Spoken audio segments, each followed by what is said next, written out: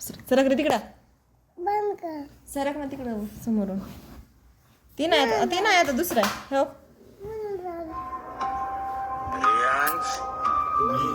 खातोय की नाही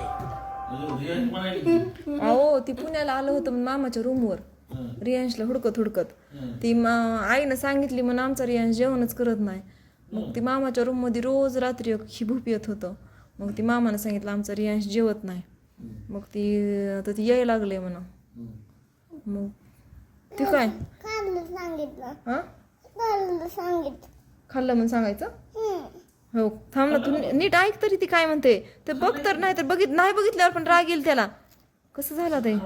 तू सरक तिकडं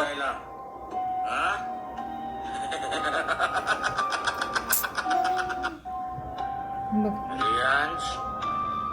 तू खातोय की नाही काय सांगायचं त्याला येऊ तुला भेटायला हा म्हणू का खातो म्हणून आणि मोबाईल पण बघतो का म्हणून विचारायला तर मग आम्हाला ती म्हणायला तर जेवताना मोबाईल बघतोय का नाही ना बघत त्याला म्हण व्हिडिओ कॉल करायचा का त्याला व्हिडिओ कॉल करू की म्हण